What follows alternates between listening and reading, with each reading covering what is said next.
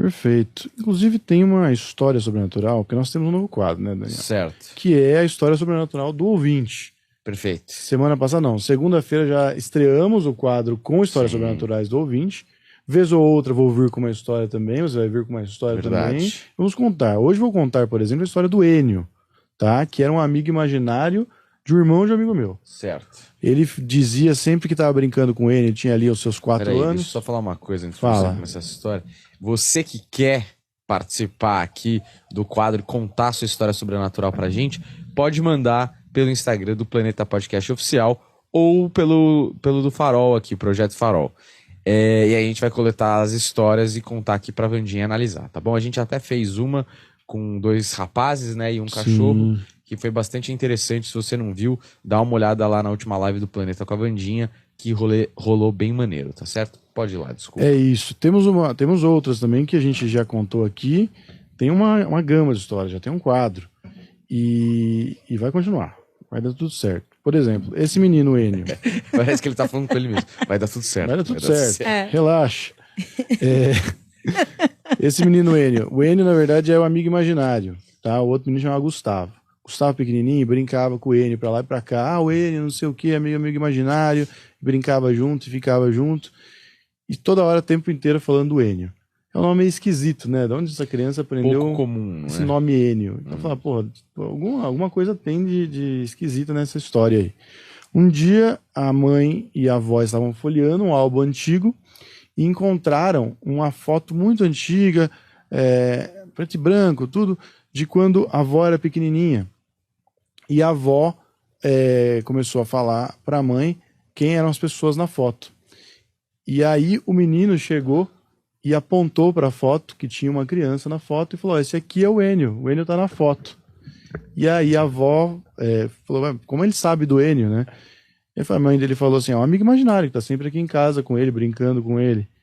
E aí a avó falou que Enio tinha sido o irmão dela que morreu jovem. Então ele tava brincando ali com o tio avô, sem saber, achando que era um amigo imaginário. Tio avô, pouco imaturo, né? Mas ele mantém a forma de criança e o espírito de criança, porque ele, imagino que ele tenha tido outras vidas, e aí quando ele morre, ele vira esse espírito que viveu diversas vidas e tudo mais. Por que ele se mantém não só na forma de criança, mas como, sei lá, como espírito, aí não espírito no sentido de alma, né? No espírito de dinâmica de vida de criança, né?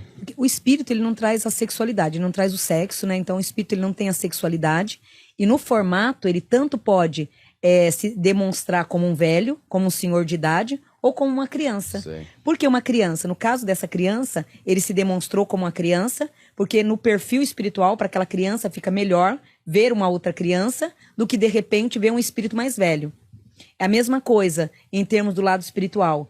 Hoje eu tenho um mentor, Pai Benedito de Aruana, o meu preto velho. Então você, Daniel, você é um filhote, você é um seguidor, você é um filho da casa.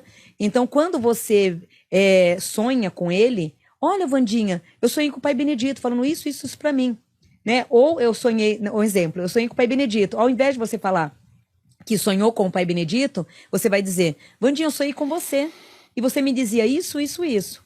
Por que na espiritualidade é melhor você se materializar, de dar a visão de Vandinha para você, do que de um preto velho? Porque você vai conseguir, através da minha imagem, direcionar melhor o caminho. Assim essa criança. Então, para o espírito, ele preferiu se materializar como uma criança, para que facilitasse mais a informação e o diálogo entre ele e aquela criança. Tá. Mas o espírito é o mesmo.